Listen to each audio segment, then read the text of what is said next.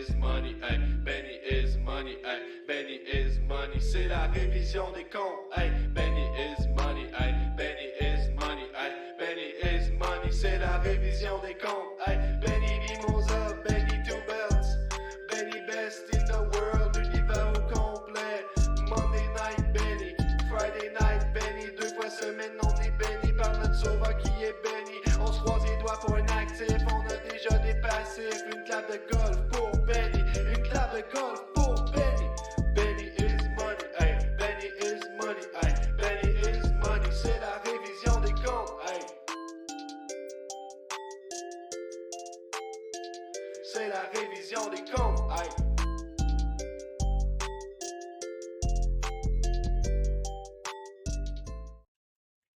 Édition du 25 juin 2021. Bienvenue à la révision des comptes de ce SmackDown Live. Pas SmackDown, pardon. La révision qui n'est pas en direct ce soir parce que malheureusement, c'est week-end festif ici chez les Money. Eh bien oui, la plus vieille, Lucy is Money, qui célèbre, qui passe à une autre étape de sa carrière, de sa vie. Donc, malheureusement, c'est ça, c'est festif, puisque COVID oblige. Hein? On ne peut pas simplement faire un grand party, il faut faire plein de petits parties encore. Car ce serait illégal de faire une immense célébration à l'extérieur avec 20 000 personnes puis un écran géant pour regarder le match. Et maudit que vous voyez que je ne peux pas être en mode célébration, parce que c'est pas facile en tant que partisan des Nordiques depuis 25 ans. On survit avec la haine hein, et les insuccès perpétuels du Canadien. On vit des moments difficiles, tout le monde.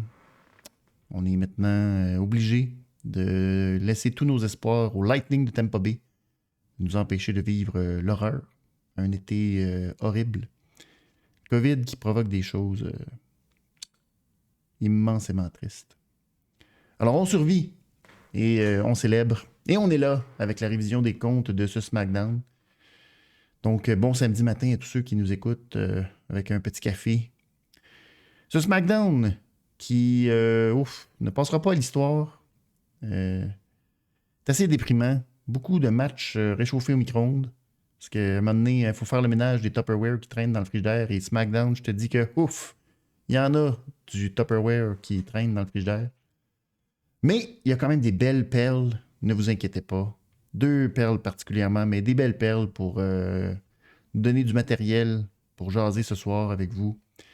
Et ce matin, si vous écoutez la révision naturellement en différé. Ça va pas être facile. C'est une grande dépression, mais nous allons passer au travers rapidement parce que ce SmackDown commence avec Roman Reigns qui regarde des faits saillants. Fait saillant de Hell in a Cell, surtout de son match avec Rey Mysterio la semaine dernière à SmackDown.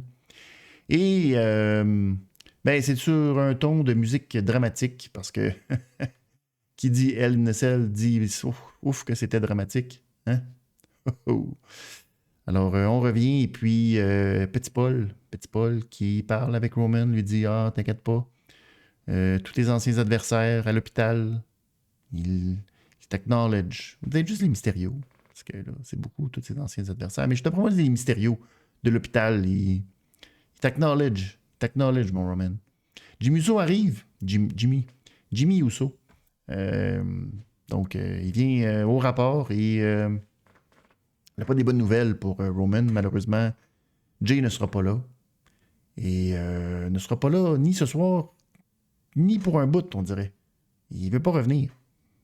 Alors là, Roman est très choqué parce qu'il s'est dit « Hey, j'ai créé Main Event Jey Uso, puis il se présente pas au travail. » Jimmy lui dit « Oh, check, ok, gars, je sais, je comprends, mais là, gars, je suis là, je vais représenter, puis je suis pas ta bitch, mais je vais faire tout ce que Jay est capable de faire pour toi. » Puis là, Roman a dit « T'es sûr que tu peux faire tout ce que Jay fait? » Et là, Jimmy « ben là, pas sûr que je...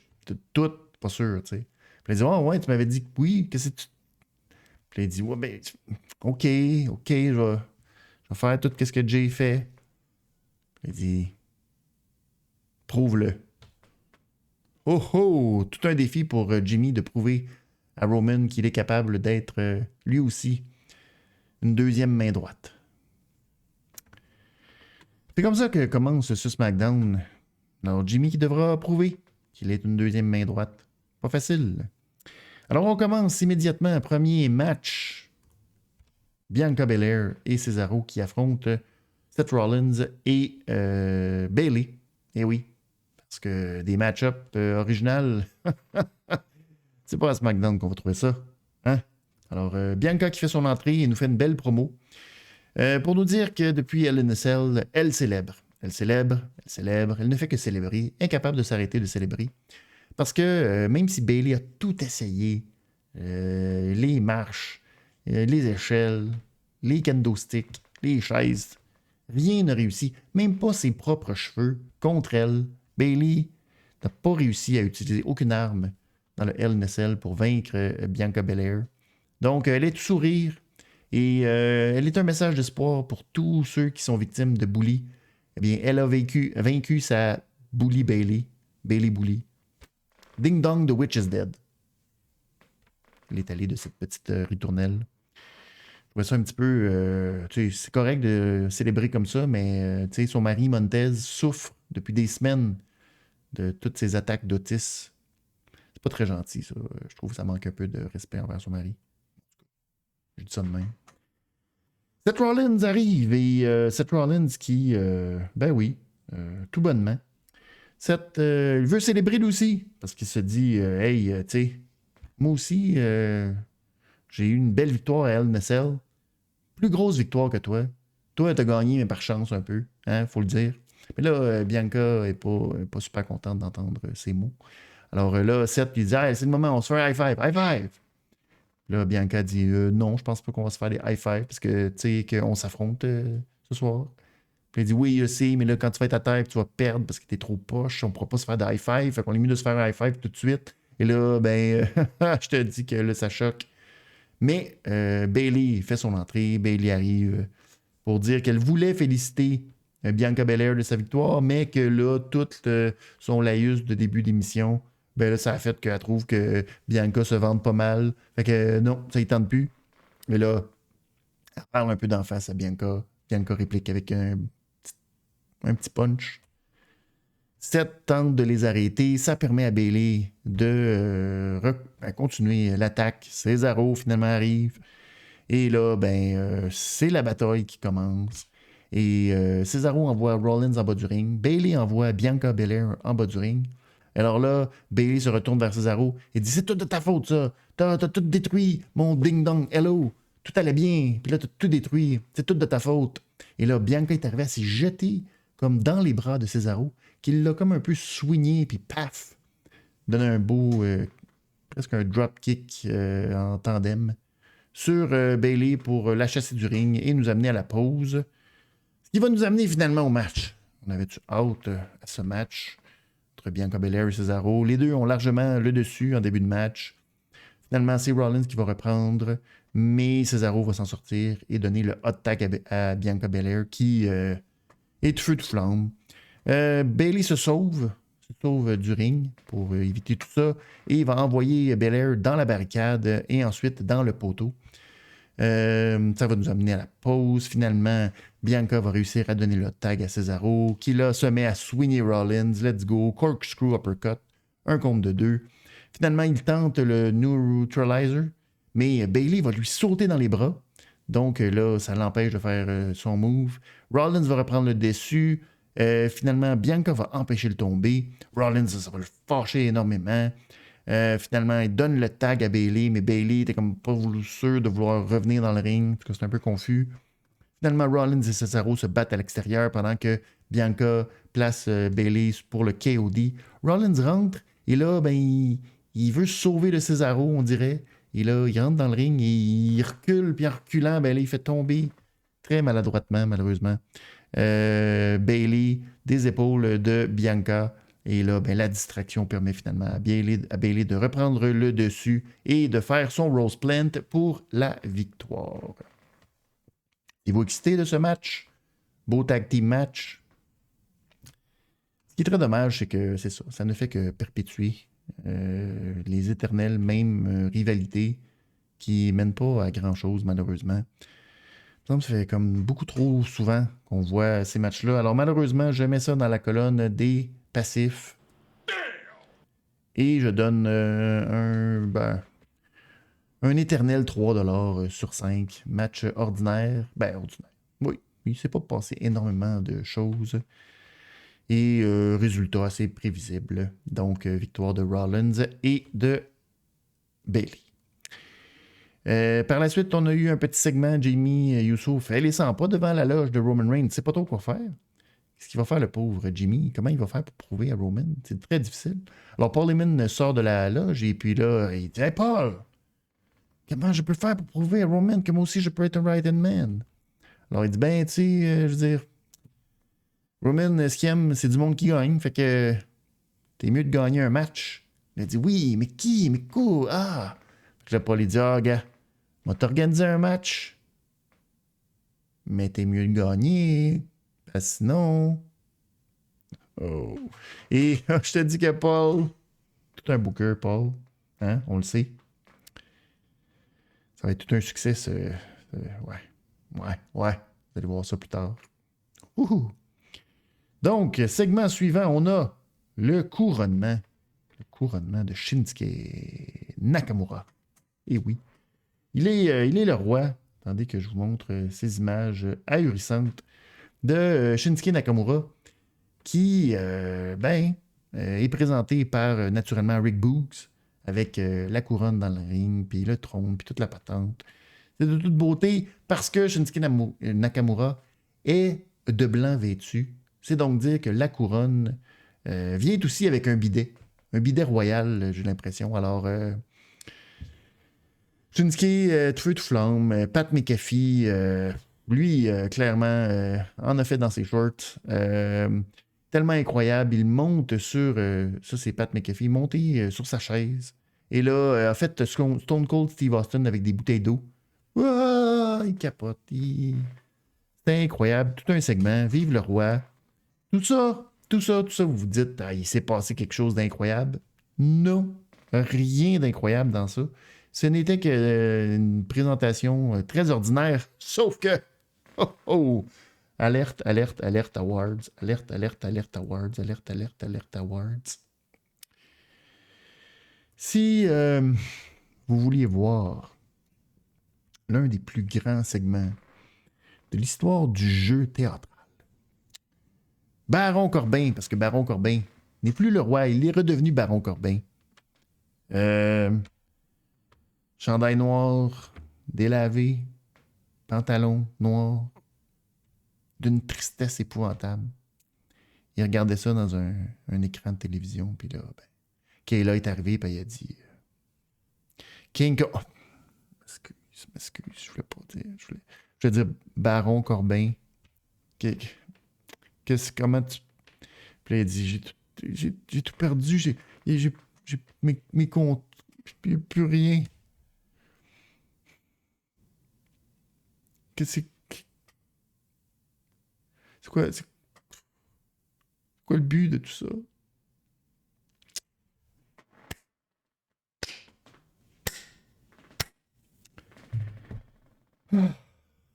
De toute beauté. Award. Mon superbe de la soirée, Baron Corbin, qui cherche le point, qui se dit tout ça ne sert plus à rien. À quoi sert bon de vivre? Ah! Cette entrevue avec Kayla, c'est ma clap de golf. Sa prestation sur le bord d'être suicidaire. C'est mon superbe. Et c'est mon beaucoup bien. J'aurais pu donner carte de mode, mais en même temps, Shinsuke était tellement bien habillé, de blanc vêtu. Tu vois que lui est prêt à rocker le bidet n'importe quel moment. Alors, Shinsuke remporte la palme pour le Jean Héroldi de la soirée. Mais Baron remporte tout le reste. Ça, là, il s'en fait plus du jeu d'acteur comme ça. C'est... qu'est-ce que vous voulez? C'est ça.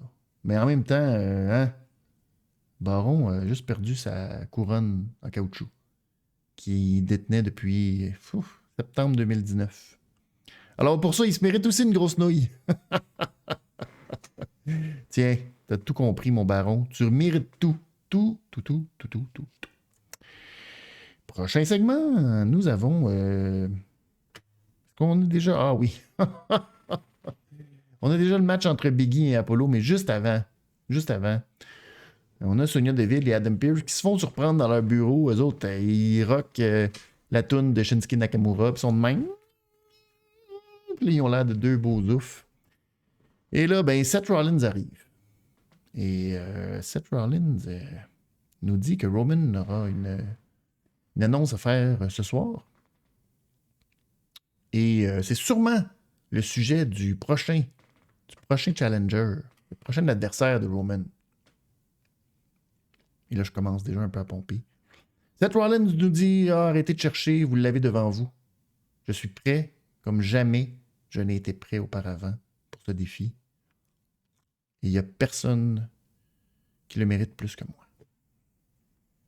Et là, ben, Adam Pearce dit on n'est pas prêt tout de suite à prendre cette décision-là. Donc, Seth Rollins, Monsieur Roll-Up, Monsieur... on gagne des matchs par équipe féminin, mais un match tag team mixte. Ça, c'est... Ouais. Le gars que, là, dans une confrontation avec Roman Reigns, on a envie ou d'haïr ou d'aimer. Seth Rollins. Moi, là, non. Celui-là, je le dis, tout le monde est con. Tout le monde veut, j'en veux voir Seth Rollins contre Roman Reigns. Je ne suis pas de ce groupe. Pas du tout. Parce que je veux pas voir Roman Reigns devenir babyface.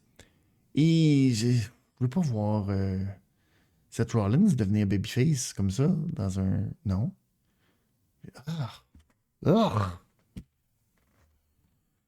Non, mais c'est pas grave maintenant. On peut affronter n'importe qui contre n'importe qui. De toute façon, il reste 20 personnes. Hein? Alors, maintenant, il va falloir que tout le monde affronte tout le monde parce que sinon, on fait le tour rapidement. Hein? Y a-t-il une journée où il n'y a pas des gens qui se font congédier à la WWE? Alors, on y va. Premier match de qualification SmackDown Live pour Money in the Bank. Et on nous sert un match qu'on n'a pas vu très souvent. Biggie et Apollo Crews. Le titre intercontinental n'est pas en jeu cette fois-ci. Alors, ben oui, on est toujours dans la réussite de la nouveauté. Donc, ben, il y a naturellement la confrontation qui va réussir un gros move sur le tablier. Et c'est Apollo qui réussit son Dead Valley Driver, mais malheureusement, on va à la pause, donc il ne peut pas faire le tomber. Donc, après la pause, Apollo nargue un peu Biggie en tapant des mains à la New Day. Et ça choque énormément Biggie. Biggie qui va réussir une série de belly-to-belly suplex. Mais Apollo revient, lui, avec une série de German suplex. Finalement, Aziz, qui rôde à l'extérieur et tout ça, va se faire prendre par l'arbitre alors qu'il vient pour faire son clou nigérian directement dans la gorge. Mais non! L'arbitre le surprend, le chasse du ring. Apollo tente de faire un roll-up, mais non, c'est raté. Et Biggie, il va immédiatement du big ending pour la victoire. Donc, Biggie sera qualifié pour Money in the Bank. J'ai donné la note de 3,25 à ce match, mais j'ai quand même mis ça dans la colonne des passifs. Parce que... que voulez-vous? C'est dans la redondance épouvantable, un match entre ces deux-là. Par la suite, il y a eu une petite entrevue Sami Zayn avec Caleb Braxton. Sami est tout sourire parce qu'il pensait que bon, il y avait toutes ces conspirations contre lui, puis il voyait pas le, tu sais. Mais là, avec sa victoire à Hell in a Cell, il a compris que c'était le karma. Et que, dans le fond, Sami Zayn, c'est l'agent du karma. Il sert à la justice cosmique. Donc, il est le messager du karma. Alors, il est tout heureux. C'est la plus belle semaine de sa vie. Caleb Braxton lui dit « Ouais, mais la semaine prochaine, il va falloir que tu affrontes Kevin Owens pour te qualifier à Money in the Bank. » Ça te gauche, ça, hein? Ça te gauche un beau vendredi. Tu pensais que tout allait bien. Mais non. Alors, ben, Sami était très fâché. Il est allé voir Adam Pearce un peu plus tard, puis il dire Hey, comment ça? J'ai battu Kevin Owens, je vais pas l'affronter encore pour. Puis là, Adam Pearce a dit Oui, parce que nous autres, c'est ça de même, ça marche. Hein. On fait des matchs, on trouve c'est bon, on les recommence à nauséam. Mais là, ça va être un last man standing match. Ben oui, parce que tant qu'à se qualifier pour Money in the Bank, aussi bien faire un match hyper difficile à gagner. Alors, ce sera ça la semaine prochaine. Alors, hein, merci Kevin Owens d'avoir écrit sur Twitter. Je prends une pause. Car là, je pense que je suis assez magané de même. On va prendre une petite pause. Alors, il nous prend une belle pause d'un épisode.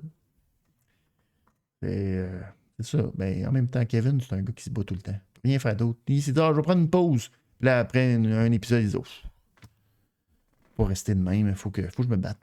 C'est ça mon karma.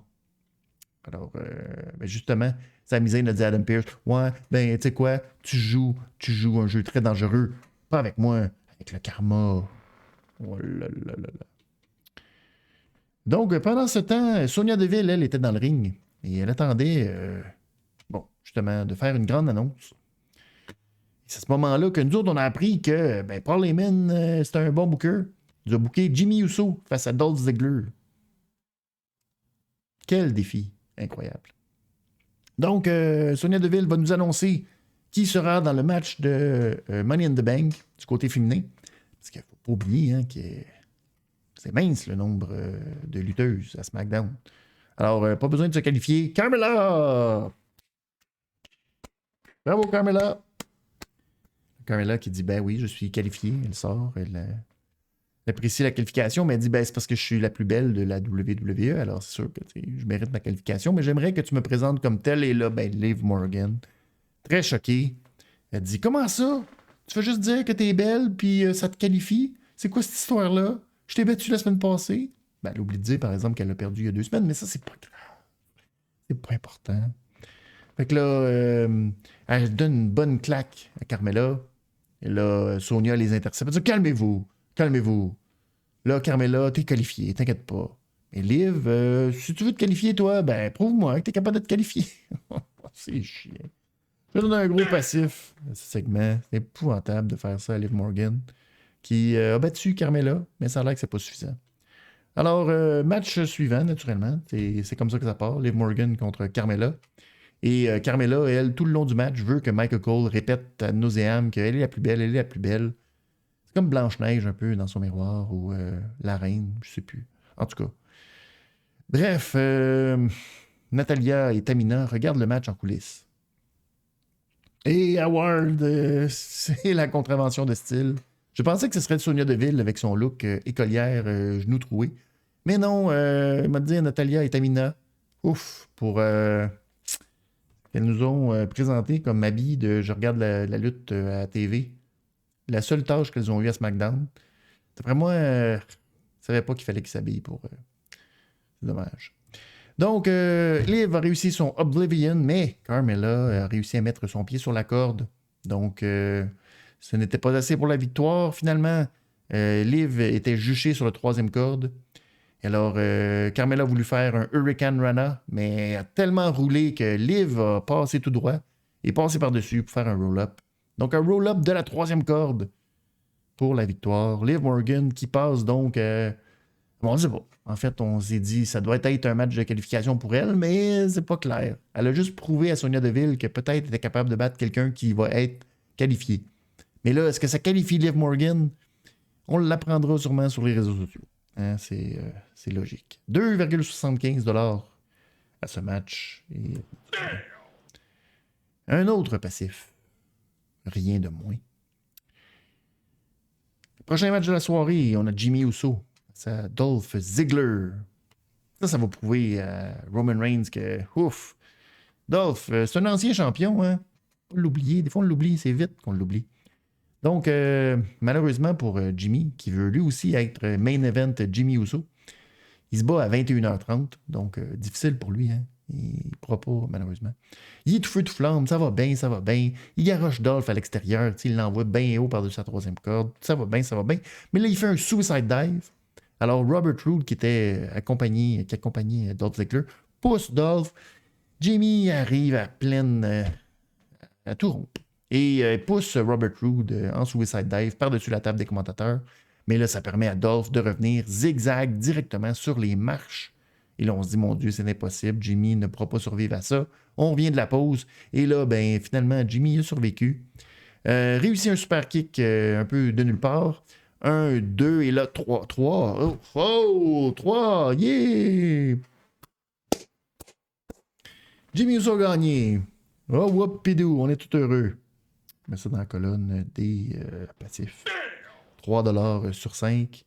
Là, il va aller voir Roman en arrière et il dit Puis là, Roman, il dit rien.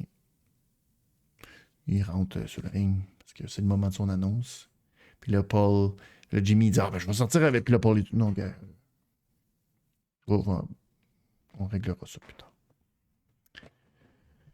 Ça a l'air que non. Ça a l'air d'être une arnaque, toute cette affaire-là. L'annonce de Roman Reigns.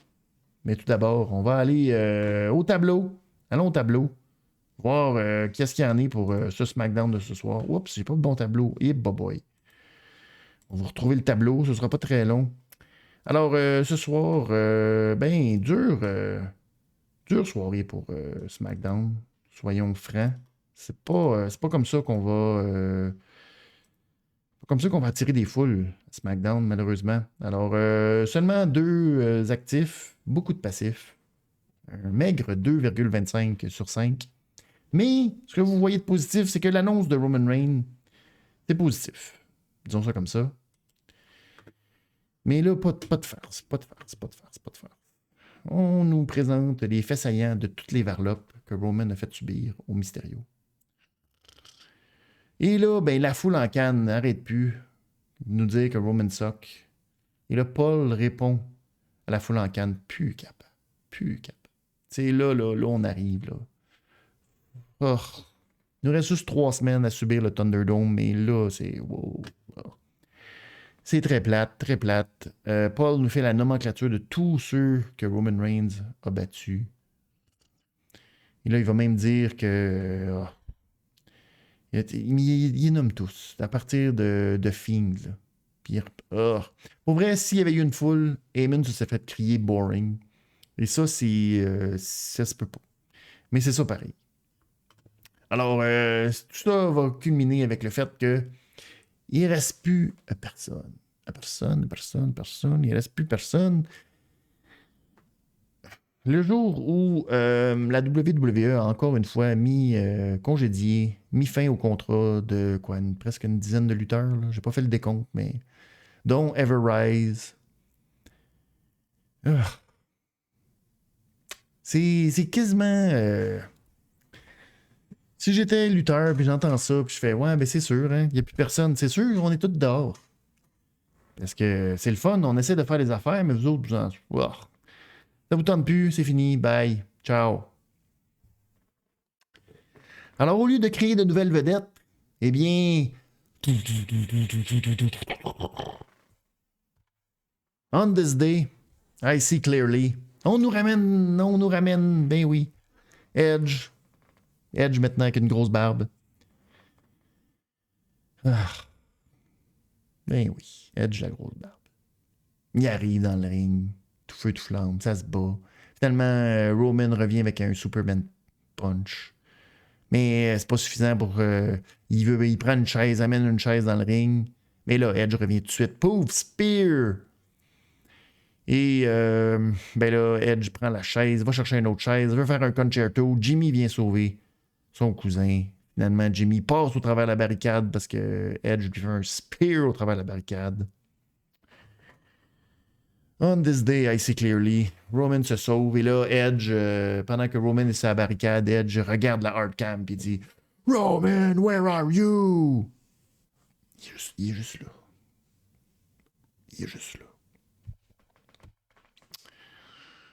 Et c'est comme ça que se termine cet épisode de SmackDown. Donc, 2,25. Je l'ai mis dans les actifs parce que, au moins, tu sais. Mais je suis content de voir Edge. Ils vont falloir nous le ramener dans notre cœur parce qu'on l'avait perdu de notre cœur. Hein. Alors, je sais pas. On va regarder au tableau encore une fois. C'est pas un très bel épisode. Puis moi, je suis pas grunqué plus qu'il faut pour Edge. Je suis désolé. Mais, ce n'est pas grave. Parce que, malheureusement, c'est comme ça que se termine cet épisode. Mais on va se retrouver. Là, prenez en note, ce ne sera pas lundi. Ça va être plutôt mardi que je vais enregistrer le Raw, car c'est festif en fin de semaine. Puis ça va être comme ça. Un gros week-end festif chez les Money. Alors, on va se retrouver probablement pour vous mercredi matin. Vous allez avoir la notification pour le prochain épisode de la révision des comptes de Raw. Mais la semaine prochaine, SmackDown revient à sa case horaire habituelle. Donc, à 22h15, je serai en direct avec vous. Et puis, là, ça va être les contre-coups de ce qui s'est passé entre Edge et Roman. Il y aura le Last Man Standing entre Kevin Owens et Sami Zayn. Et à Raw, on aura le match de la dernière chance entre Drew, Randy Orton et AJ Styles. Alors, ça promet. Si vous voulez aller rattraper l'épisode de la révision des comptes, faites-le de cette semaine de Raw pour être à jour. Sinon, célébrez la province, tout ce succès. Pendant que nous, on souffre un peu en silence. Ciao tout le monde, bon week-end, amusez-vous. Et on se revoit, ça va être mercredi pour la révision des comptes de Raw. Bon week-end tout le monde.